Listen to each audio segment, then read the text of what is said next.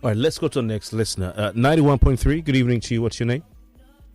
Mr. Kofi, good evening. This is Wilson from Omoleye. All right, Wilson, nice to have you. Go on, the floor is yours. Yeah, ma'am, Mr. Sowore, Boss Sowore, good evening, sir. Good evening. Welcome, Wilson. Thank you. Let me make bold to say that I've been a fan of you for a very long time, right from Sahara Reporters. It's true I haven't met you in person at any point, but your ideologies and things you stood for back then and still now are such that is what commendable. And on those grounds, you gained my support and my followership. I really want to appreciate you and for the sacrifice. Thank you so much, sir. Now, coming to the politics of today, I have heard your ideologies as to your plans for the country. I don't know if I should call it a question, but one thing I'm so sure about is that Nigeria as it is now is at the precipice. And if it hasn't broken down already, it's almost at the point of breaking. I agree with you. So we need something very, very urgent. We need something that we don't have to keep us a little longer at this point because it's too crucial. Now, I like your ideology, politically speaking, and what it is you're offering to the people. You're bringing to the table for Nigerians. But I'm curious because I'm a realist. Even though it's good to be optimistic, even though it's good to have good plans and agenda, we still try to not sideline the reality that we have at hand. Now, as we speak, the reality that we have at hand is that your party, you as a person, I'm not seeing it coming forth. I'm not seeing it so easy that you'll be able to deliver with all of these your perspectives in 2023. I'm not seeing it as something that could be realistic in 2023. At some other time, electioneering period, it may be possible, but for 2023, I personally, this is my view, I'm not seeing it as something that is actualized. Now, coming from a logical opinion, I'm thinking that it would have been better you throw your weight behind someone that you know that is a bit manageable. I know nobody is a saint, not even you. Nobody is a saint in Nigeria, possibly in the world. So because of time, you hit in 3 minutes. Summarize your point or question in one sentence. I'm sorry, sir. I'm actually trying to suggest that if he could throw his weight and his support, and he's a man of the youth. Yes, you've got many of us interests at heart. Now, let us not sacrifice all of these vibes. All right, you've said it all. Let's give a chance to other people to comment. I think you've responded to this already. I have responded to them. I just feel like people speak in this programmed mode with regards to this particular topic. But everybody should continue to be entitled to their opinion. There is nobody who should return Nigeria to darkness and be proud of it. I keep hearing people say, yes, you're good, but it's not yet time to have good people in office. That was what led to Awolowo not becoming president in 1979. I say he's the best. But, and realistically, let's go and vote for somebody who was not even interested in presidency, like Shehu Shagari. He was not interested in big. He had taken the Senate form. They just went and brought him. 1993, Abiola won election. I said, no, Nigeria is not ready for his kind of democracy yet. We're not matured. So let the military continue. Look at where we are. We keep making these mistakes, and we justify them. We justify them on air. We say, no, we're not ready for progress. This is what I'm hearing from people. We're not ready for the kind of progress that you are bringing to us. We're not ready for technological development. We are not ready for, a corrupt-free country. We're not ready for, the energy agenda that you have. We're not ready for mass employment. You're not ready for but free this is education. what some of the other candidates, including the one that people are touting right now, have been saying. They want to fix the industries. They want to bring, work on They're not electricity. saying it. One of the candidates they are touting does not even have a manifesto. He said it openly on air that he doesn't need a manifesto and doesn't have one yet. So how do you judge what he's coming to do when there's no manifesto to even read that speaks to what he's talking about? Which candidate are you referring to? I'm referring to Peter Obi, who most of them are talking about now. All right, let's go back to the phone lines. I see some calls on WhatsApp. I'll come to you in a second. 91.3, we lost your call there. Hello, good evening to you. All right, I see some calls we have from, I think, the UK, and we'll take this one first. 91.3, good evening to you. What's your name? Yeah, hello, Kofi. Good evening. Welcome. What's your name? Where are you listening to us from? Yeah, this is Sun City, calling from Surulere. Sun City. Good evening to Sun City. Good evening to Mr. Omoleye Sowore. Good evening. And thank you for all the vibes, raspberries you are giving us. I've been a fan of yours for quite some time now.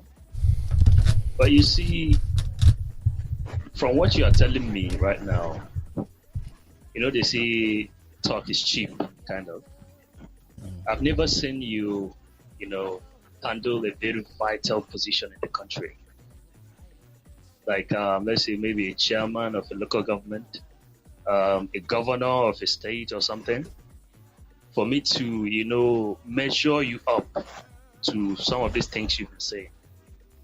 So my issue with what you are saying is, you are trying to let us know that you can do some of these things, and you've run a startup like Sahara Reporters. As I speak to you right now, I'm also running a startup, a tech startup like yourself, like you've done before. But I cannot trust your ability because I've not seen you handle public affairs, public offices, like the way Mr. Peter Obi, of whom I also recommend, has done over the years. He has handled 8 years as a governor and has handled some big companies as well. So my issue is not you're very smart, and what you're saying is on point, but I have not seen you done something. All right. I think you've asked your question because of Reporters. Thank you. Because of time, I think you've asked your question. Thank you so much for your time. All right. Interesting. Over to you. Well, I want to be very clear that I never said that running Sahara Reporters is what makes you qualified for. I responded to that just to let you know when you're talking about entrepreneurs and people who are in business. Just to let you know that I've been in business before too and ran a platform. When countries are looking for leaders, they look for leaders who have capacity. They look for leaders with character, integrity. That was the reason why Mandela came from prison and became the president of post-apartheid South Africa. He wasn't a local government chairman in prison. He was not a governor in prison. Never held any political office. Never. Okay. Even Obama. Just a freedom fighter. Yes. Who people talk a lot about. Obama was a senator, which is the highest position he had, for just a few months before he became president of the U.S. Up until then, he was a community organizer. Okay. So, and the question you should ask yourself, with these people that you are mentioning that you support, their experience, what has it brought up from Nigeria? This is Nigeria they governed before, broken, dirty, poor, and uninhabitable. It has become the poverty capital of the world. It has become a place that is indecent for kids and young people, old. It has weakened everybody to the extent that we can say that Nigeria is a disgrace to the continent of Africa today. And the people you are mentioning are the ones running. They ran the country for 8 years. If you take 8 years out of anybody's life, you've taken their prime away. And these are people who manage the country where universities are on strike for 7 months, and there's nothing any one of them did about it. Because somebody is saying here, I think Yes. Van der Waal is his name, Yeah. at Showboy Davis, says that his honest opinion is you should start from the grassroots by contesting in local government chairman elections first. People say all these things because they have lost their self-esteem, and that's what Nigeria does to you. Nigeria ruins it ruins your self-esteem. Otherwise, how could anybody say to someone like me, I'm 51 years old, I have been around this country, which was the other part I wanted to mention, that I was one of the young people, or some of the people that brought about democracy in Nigeria by constantly fighting the military. Just like Bola Ahmed Tinubu did. Well, that's debatable that he fought for democracy the way I did, because they all ran to the US and it was easy to fight the military from a distance. We sat here, we were going to prison and coming out, we were getting expelled. They were having fun. Some of them were playing, what was it called, table tennis? It was lawn tennis every morning. So in the evening when they are bored, they were just going to fight for democracy. We didn't have that luxury. And that's the truth. But yes, he can add that to his own CV too.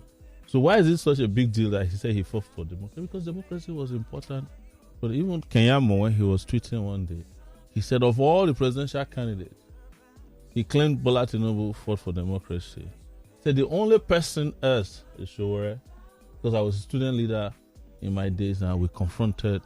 So if those things don't count as experience, being a fighter, being a straightforward, fearless fighter, then what is experience? Why do countries always talk about leaders who fight during war?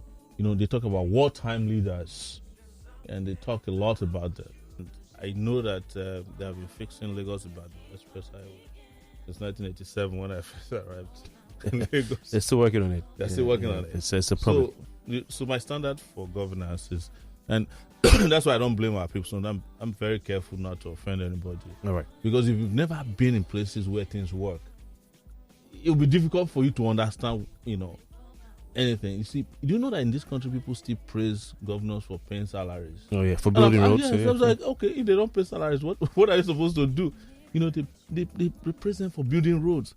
It's budgeted for. You're not supposed to even in the US. I've never met a governor before commissioning a road.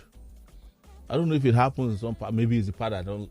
If the road is completed, the way to commission is to allow cars to drive on down, not to go and wear agbada and cutting tape there. I'll be singing songs. Look at Buhari went to Imo State twice to commission.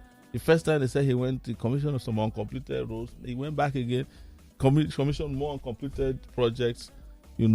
Because the governor of the state himself is an uncompleted governor. Because he all right, let's go to this. Listener, I don't know where you're calling from. Sorry for keeping you on the line for this long, but thanks. What's your name? My name is Oluwafemi Olawale. All right, where are you listening to us from, Femi? I'm listening to you. I'm listening to you from the UK, London. All right, welcome. Please go on. Thank you very much. Thank you for giving me the opportunity. Hello, Mr. Sowore. It's nice to speak to you. Thank you very much, Femi. How's London tonight? I have to say, first of all, I commend you for all you're doing, and I think I'm going to fall in the category of the minorities on this, because unlike most of the callers and most of the feedbacks and readings and all the things that I've been seeing, reading and stuff, you are actually probably one of the very few people that can take what's going on now in Nigeria. And the reason I say that, with respect to all the obedience, and I am not obedient, not because I have anything against Peter Obi, but I am actually Sowore. And the reason is, first of all, I just want to commend you because Peter Obi is actually on what you said. We all want change in Nigeria, desperately actually. And I think Peter Obi is riding on your back for what you've done. I do not think you and Peter Obi is more qualified than Tinubu However, in terms of experience, but I do think that because Tinubu is part of the current furniture that needs to go, and is probably the most corrupted Nigeria that I know, and for that reason, Tinubu is out. But if it's about experience, which is what the obedience are saying Peter Obi have more than you, I don't even think Peter Obi is the most qualified among all the candidates, and I also don't think you are. However, you both of you are the best that we have at the moment, because the rest are just part of the old furniture. And I can't see, well, I understand because of maybe people have shallow minds to think that, oh, you should just give up, or you should. I strongly recommend that you continue doing what you're doing. I don't think you need my recommendation, to be honest, because you've been doing this long enough. However, just to summarize, because of time, I just want to commend you. Keep on your good work. I honestly do not think either of you would win. However, you are creating a platform for us in Nigeria. And I'm saying that not to discourage any of you. Nigeria is so corrupt. The system is so corrupt that any of you would win. However, because I do not think Peter Obi is more qualified than you, and I don't want to say anything bad about Peter Obi, and I know his conscience might be right. He might mean well when he invested that money in his family's business. For me, that's enough. That alone. Anybody that understands what ethical means, it doesn't mean it's bad. It doesn't mean what his intention is bad. It just means you cannot do it. You just cannot do it. You cannot put the public money in your family business. All right. Even if All your right. family business is the most profiting. All right. All right. So finally, thank you very much for your time, Mr. Sowore. We really appreciate your work so far. All right. Thank you for the show as well. All right, thanks for your time. A message here sent in by Leo, who is listening, K2, says, good evening, please, people should stop begging Sowore to join Labour Party because he is feeling he knows better. All right. Olu in Badagry says, thank you, Kofi. Thank you, Kofi, for giving us another option apart from APC, PDP, and LP. You media promote major parties every day. Tell Sowore to be more visible on radio and television because this former governor and VP vying for president without nothing to show for it. They want to turn Nigeria to production, but the state they govern, they can't produce pencil. Olu in Badagry, thank you for your message. Samuel Akonronjo says, please ask your guest what influence or how he has affected the constituency where he comes from. What has he done for his constituency to show relevance? Samuel, thank you for your message. I was asking what I do in my constituency. Yeah. Nigeria is my constituency. Yeah. But I mean, I'm sure you have a local government area where you come from, you know. Yeah, I've not been in politics. So. You see, Nigerians have to be careful sometimes when they ask, questions they ask. All the charitable work we do is not our job, and that's why some of these guys escape with blue money, get away with blue money. Anybody who is constructing road for his community is preventing the people who have been paid to do it from doing their job or not holding them accountable. Because I hear that all the time. How many people have you given scholarships? How many people have you empowered? Yeah, exactly. They always ask you, how many people have you empowered? It's actually not our jobs as individuals to be empowering people. It's the job of the government. But if I empower people, I should also not be saying it because, it should be something private. I'm not supposed to be bragging that, this is the number of persons. Or you take a media team to go and film you. Exactly. Doing nothing sometimes. And empowerment is not only about materials. The ideas we are sharing here tonight on your show is a form of intellectual empowerment. It might be for a whole generation to come.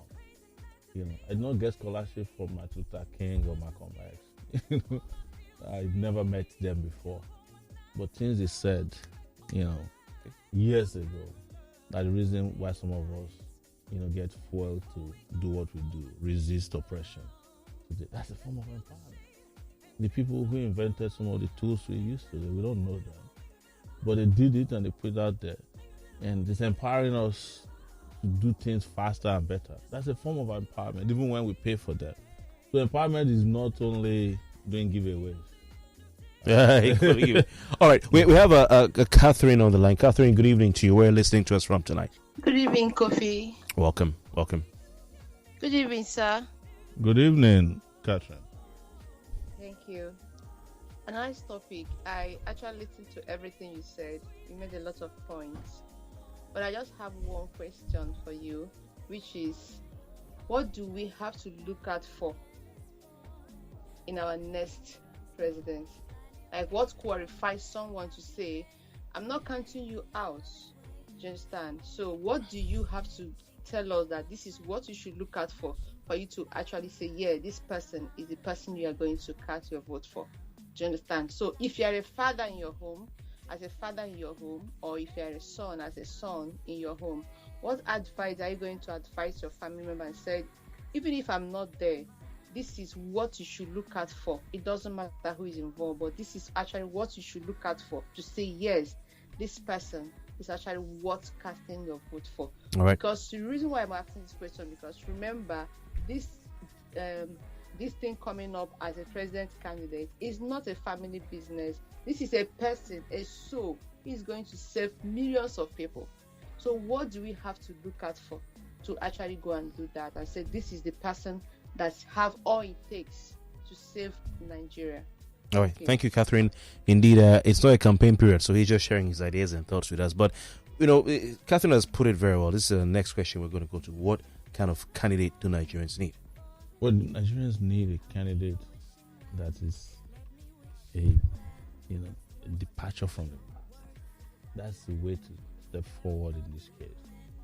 Anybody who has been a governor who hasn't performed the way you expect or that is expected of them, because your expectations might be lower than mine, don't have anything to do with it. Anybody who was a vice president in this country in which they supervised and superintended over hunger, starvation, and misery should not be considered.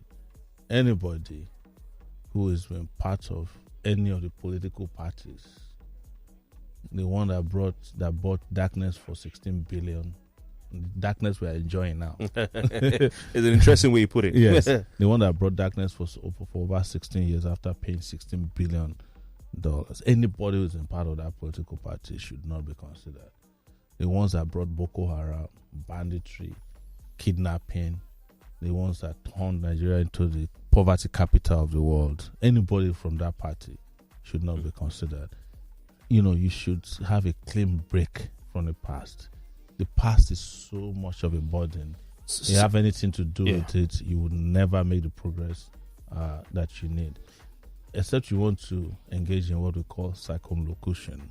That is plenty of motion, no movement.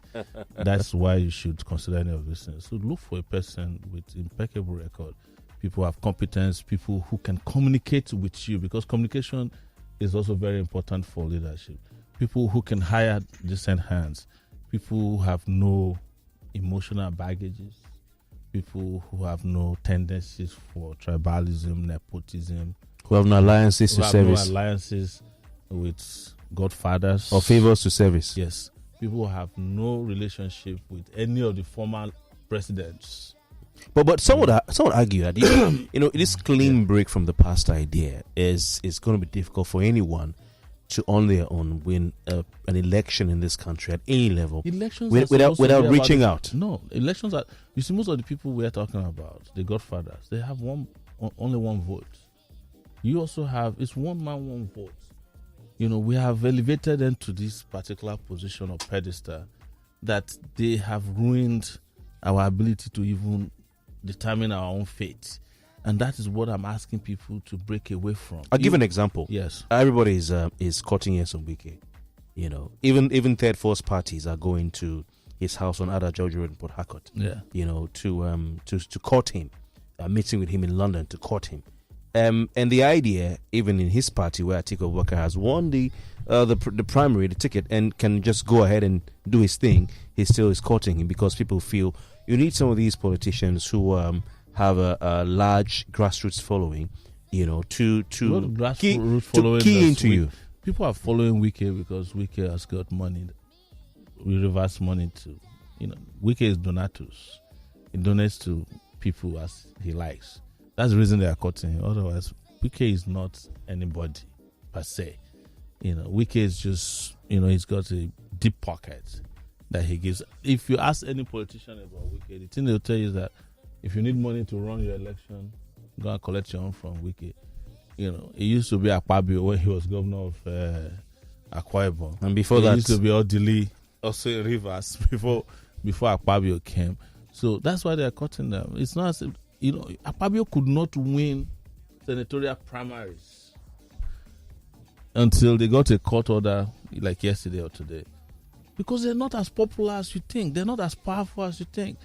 If Wike is no longer governor of Rivers, you see him in another 2 years, you would think that a trailer ran him over. Because the moment they don't have this war chest anymore to throw around, the corrupt money that they steal, they become non-entities. I'm telling you. I have met so many of them, not individually, but I see them sometimes at the airport. It's like they will be looking around to ask people to greet them. Because they're not, but the moment they are governor, they have, 50 vehicle convoys, Wike rides around in a private jet. Wike even had like personal assistants who are governors because of the money he has. So you're looking at the likes of... It's about watches. All right. But... Okay, let's take some more calls. We have some more. We have to take this a few minutes more because of our listeners. Please turn off your radio set, 91.3. Good evening to you. What's your name? Good evening. My name is Bolaji. I'm calling back. Oh, Bolaji, we want to... Okay, very quickly, please, in one sentence. I want to take a lot of other calls. In one sentence, please. Go on. Okay, please. Thank you, for me, what I just want to say is that I think it's time for people to realize that once you see the truth, just go for it. These other three candidates, especially the LP candidates, that they can actually see that it's different. These people have voted before. They should give new chance to all these other candidates. And for me, Sowore is next. I'm going to vote for him. Thank you very much. All right, thank you for your time. Thank you, Bolaji. We've just gotten one vote ahead of all the other candidates. Well, early voting just commenced tonight. We have Remy Abati, who is listening in Tottenham. Remy, North London, welcome. Kofi, thank you for bringing the big fish in tonight. Oh, thank you, Remy. Thank you. It's a pleasure. Sure, Baba. Remy, how are you now? Good evening. I'm good, big bros. So thank you. I'm good, big bros. I really, really want to commend you for all you've contributed to our democracy so far. And the other day, many years back, when you were in East London, I rushed down to find you. Before I got there, you were gone. Yeah. And thank you very much for all you've been doing. And I didn't even know you are running again until a couple of weeks ago. Wow. Because I know you were imprisoned by Buhari. Yes, that's true. How was prison life for you? What was prison experience for you? Did you regret going to jail? Was there No, like, hey, no, I didn't regret. You regret what you did. No. Because for years now you've been broken away. I mean, you've been removed from your family. How are you feeling about that? Secondly, sir, why is it difficult for those of you who we look up to as alternative routes to our Eldorado, to our redemption, you guys find it difficult to unite? Those who steal from us, they know what it takes. You guys are not uniting. The bad boys are uniting. What's wrong with you, good guys? Are you not seeing a reason for you to unite? And secondly, sir, this coming election, what are your thoughts and what are the advice for the young people? I mean, I must confess, I'm following Obi. Like I said, I didn't know you're contesting on the 2 weeks ago, but I'm still following Obi anyway. But what are your thoughts about this coming election? How are you mobilizing the youth to just go out there and do what is right for their country? Thank you very much, sir. All right, Remy, thank you for your time and keep it short and simple. Yeah, he was asking me if I regretted going to prison. I said no. It's not my first time going to prison. I've been going to prison since I was 21 years old. when we did the Babangida Must Go protests at the University of Lagos in those days, we were arrested, roughened up. That's when I started going to prison.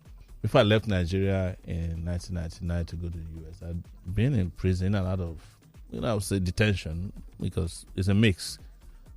8 different times. There was a time you stopped. Was it Ali Moscow as well? No, I wasn't part of it. Was it Obasanjo or something? No, I was part of. There was Babangida Moscow at that time. Yeah. We did the anti-SAP protest as well. My last detention was when I went and organized a protest against the military at that time, 1998. It was a Nuga event, the National University. We went and disrupted it. Those were the days of you doing it how you see it how. Yeah. So, and I was arrested. It was the first time I was detained in a SARS cell. Wow. Yeah, 1998. So when people were talking about SARS, I said, look, it's been around, an atrocious place to be. So I didn't regret. It afforded me the opportunity to reflect a lot. Of course, I miss my family. Nobody can be happy to be separated from your wife and kids for 3 solid years now. But sometimes these experiences are necessary. There's a price you have to pay for believing, for having convictions. And the second question he asked is, why is that the good guys don't come together? The kind of unity we want, people like us want, is the unity of the oppressed. It's not the unity of the confused, right? We don't honestly have anything in common with these guys in the political class. When I say it's, I'm talking about major candidates. When I say major, because that's the way the press presents them. We don't have anything in common. We don't have the same philosophy towards governance. We don't have the same ideology. All of them. Yes. But you say you want to industrialize. You want to industrialize Nigeria. Yeah. Peter Obi says he wants to move Nigeria from consumption to production. How does he do it when he's the largest importer of goods into Nigeria? Has he ever created a company that produces anything in Nigeria? No. The only company that he invested in was a company brought in by Sab Miller, producing beer. But neither have you. But you still have the ideas. But when you say I don't produce, I tell you I produce ideas. And you can't even tell how much it's worth. So it's very important that we understand these things. Like, it's what I keep saying. When countries need good players to go to the World Cup, right? You cannot take Odegbami and go to the World Cup at this time, because his time has passed. The problem with Nigeria is that we keep taking the same failed teams to competitions of life. And then we'll come back and cry and say, we made a mistake. Like everybody's saying, if you ask people, what do these candidates have to offer you? Nobody can defend. Even when the candidates speak, they don't have anything to offer you. The man in Lagos saying he wants to recruit 50 million people into the army, and he will feed them with agbado and cassava and corn.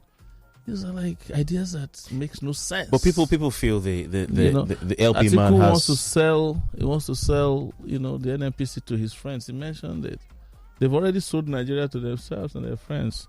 What else do you have to sell? But the LP man, Labour Party candidate, seems to be a strong third force alternative. And people How feel is this strong term of alternative? They're presenting him because of the followership. I mean, you see the 1 million man marches all over the country. You see the following on social media. This is Nigerians in diaspora. Everybody's coming. So is it not possible for you? Be careful what you wish for. You're talking about 1 million man march. Look at what Tinubu pulled in Ibadan yesterday. Of course, it's sponsored. They pay for it. That you can't compare that with what the Labour Party people are. But you've just said a difference. The Labour Party did not pay. People just come out. Who told you Labour Party did not pay? People come out on their own. I see in Calabar, it's not true. Owerri, in Port Harcourt. Nobody should lie about it. You understand? All those placards you see, T-shirts, somebody paid for it. Yeah, but people came out on their own. It's not true. Even in NSAS, we paid for stuff. It's not true. What I'm telling you is that, all of them are playing politics. They're playing on your intelligence. Say, nobody paid for it. We don't give shishi. You understand? But when you know what goes on underground, you know that they are spending money like water.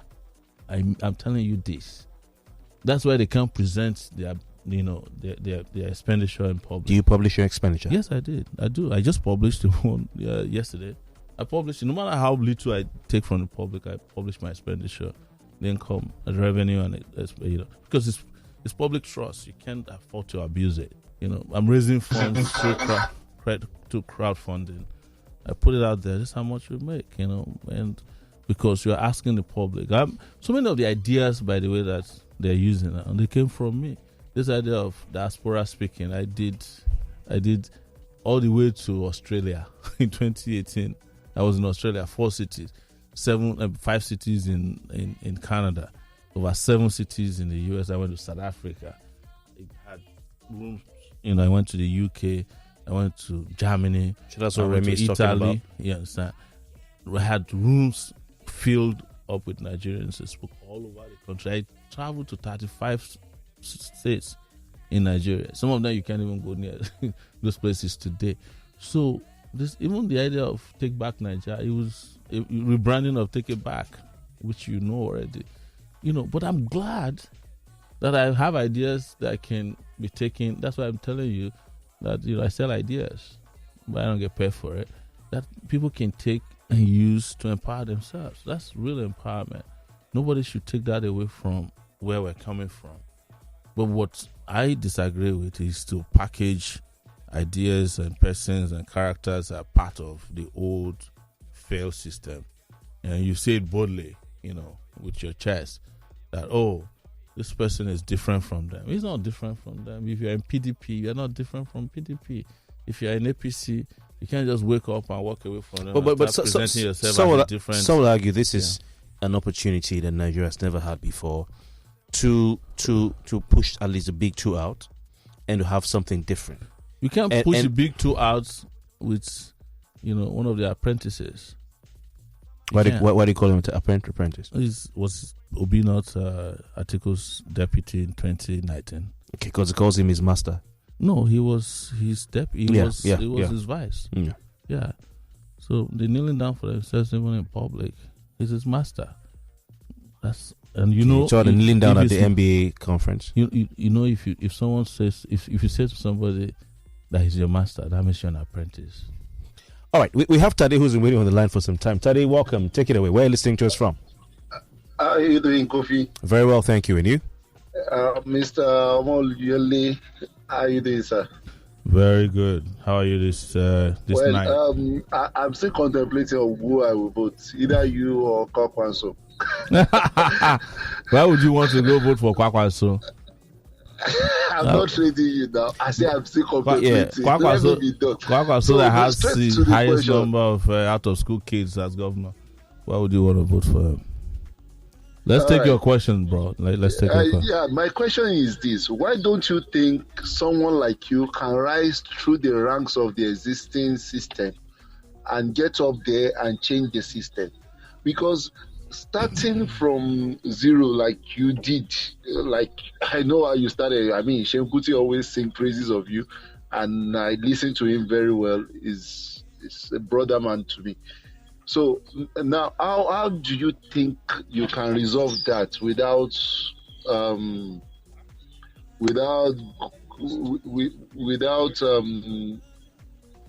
going through the little parties, the established parties? How can you get into the established parties and get up there and change everything? That's what I'm just thinking, because it's really a high tide against the small parties. We know the system, and I know what you've been through yourself. Well, the important point is to say I'm a person of big ideas. I think everything I've done in my life almost were things that people considered impossible. When I was making the transition from being, a regular activist to being a journalist, people said it was impossible. I contacted a lot of people who were former journalists living in the US. Let's do this. They said, how is it that you think that people will read anything on the internet? They don't have internet in Nigeria. Look at today. Right. And we have now almost made a transition from, newspaper, printed paper to digital news platforms, and we still don't have enough. So it is not important or necessary to keep saying that you must go through the very shady path to make it to the top. If those places are cemeteries, they'll kill your integrity. They'll kill. You're gonna ask the likes of Festus Kenyamo.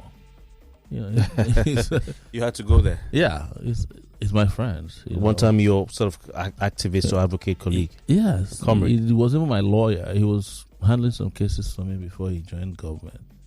You know, look at what he has become. So there's several persons who have gone into the system. The same way you advise him, like, go into the system. You know, I'd rather not be part of a system that will turn me into a crook. You know, even if that's the only way to win, I would never do it.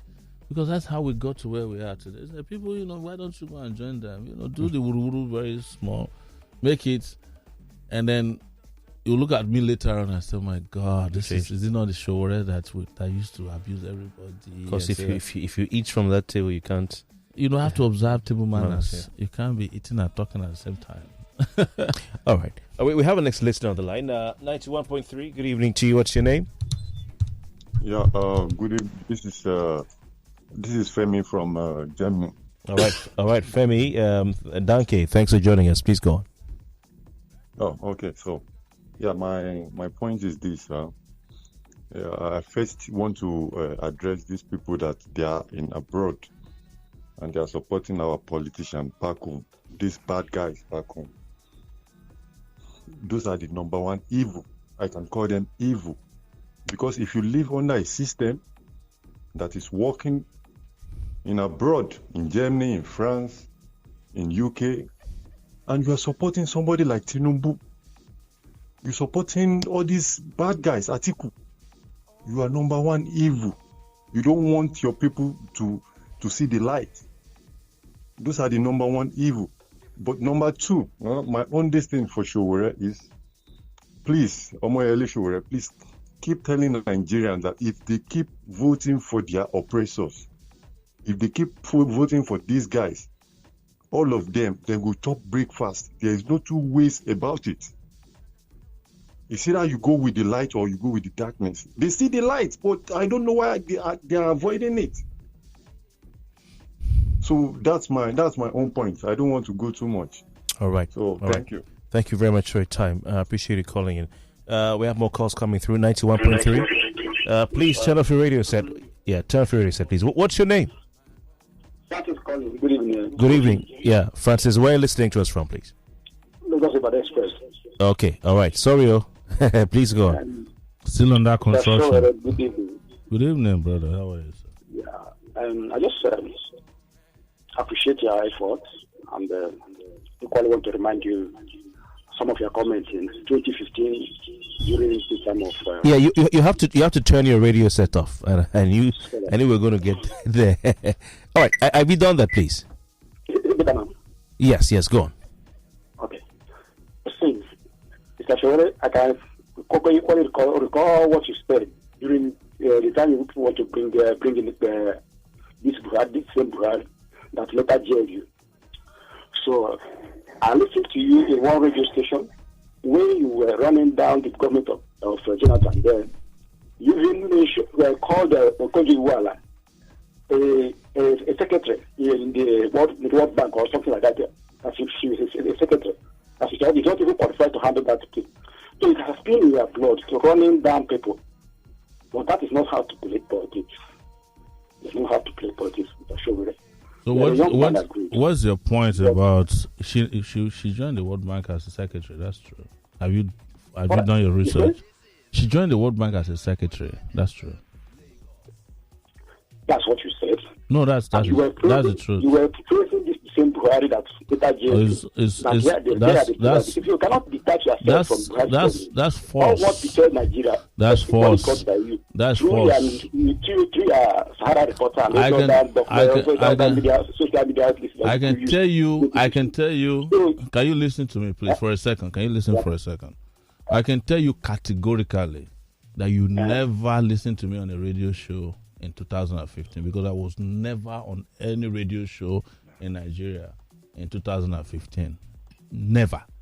In 2015, yes. Mr. Sowore, are you serious? I'm serious. I can give you my number to send me a link of the radio show where you heard me. I know you made up the story. I know you made it up. I never. So you can deny it. No, I'm telling you. The only interview I granted that you might be referring to was Premium Times. You know it now. You're not sincere at all. No. You are being dishonest. No, okay, hold on. My brother, hold on. Deny what you said. What is the name of the radio station? Ask him, please. When you were building Buhari.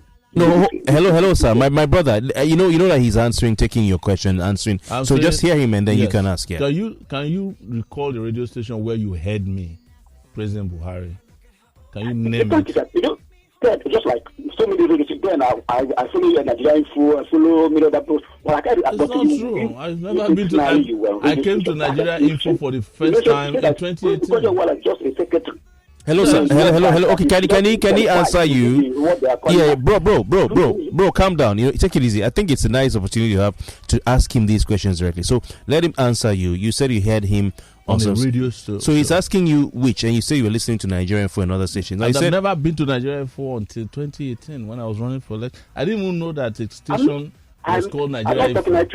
I'm talking like 2014, 2015 election. Yes, that's what I'm saying. I came to Nigeria Info. I came to Nigeria Info for the first time in 2018. For the first time, I didn't even know that the station existed. Called Nigeria Info in 1980. You are not part of the people that got Buhari. That's my question. It's false. You see, you are jumping from one corner to the other because you know you are lying. I'm not jumping. You just said that I was on Nigeria Info. I can ask our brother here to fund it, and if this is true, if what you are saying is true, that I've been on Nigeria. Okay, so can I was on Nigeria. Hold on, bro, please, just a second. Hello, a second. Hello, my brother.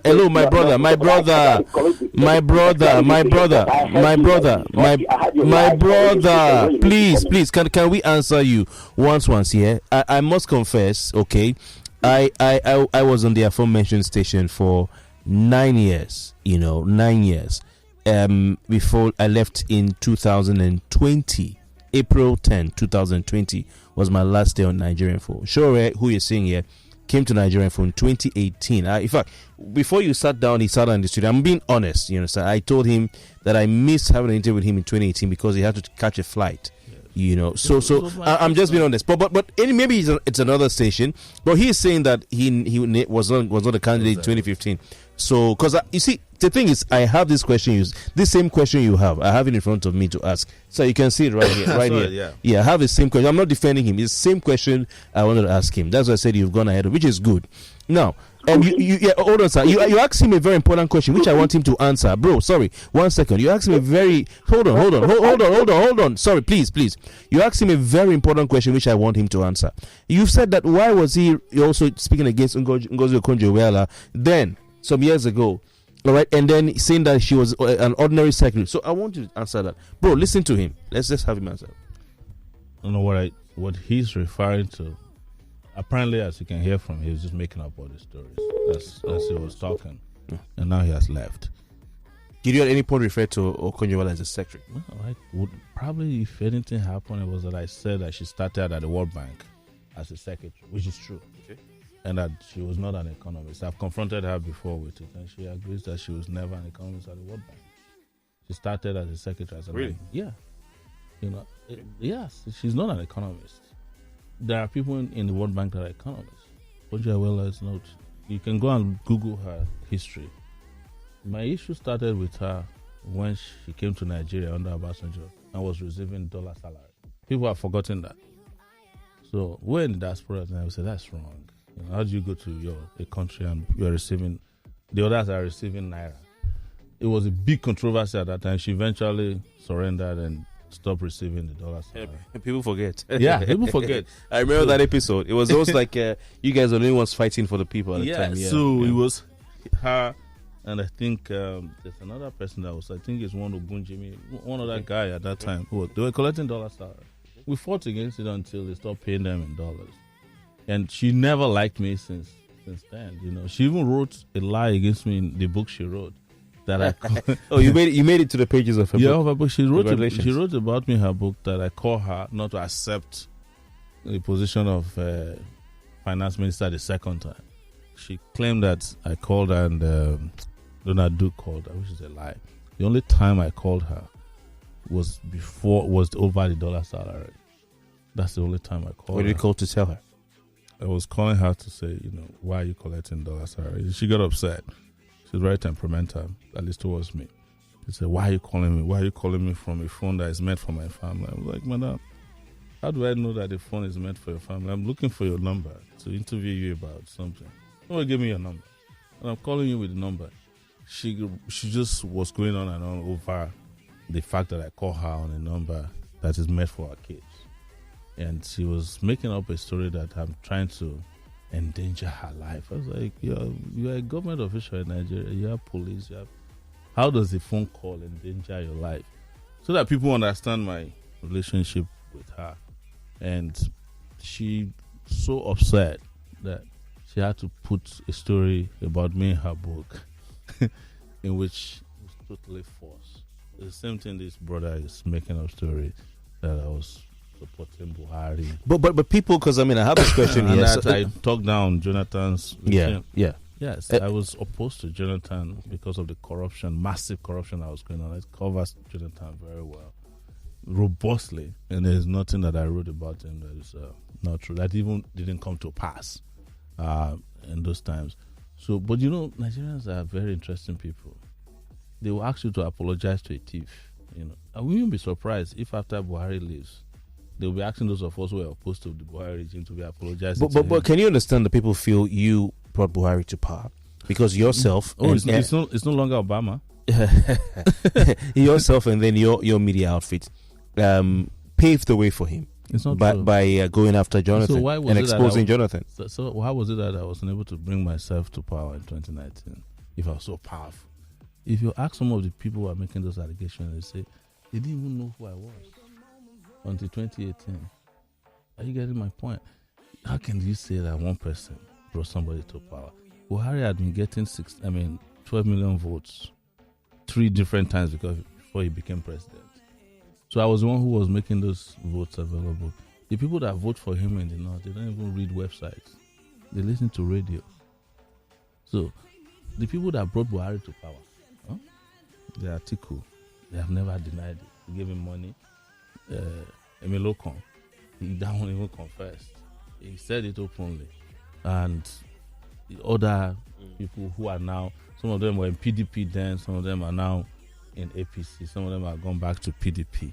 You know them. The businessmen that went and contributed a huge amount of money to him, Otedola, Dangote, and the rest of them. They're the people who brought Buhari to power. What I was doing was, as a journalist, I was covering politics proactively in a very, very innovative way. That to the point that we're able to accurately report the results of election in 2015 before INEC.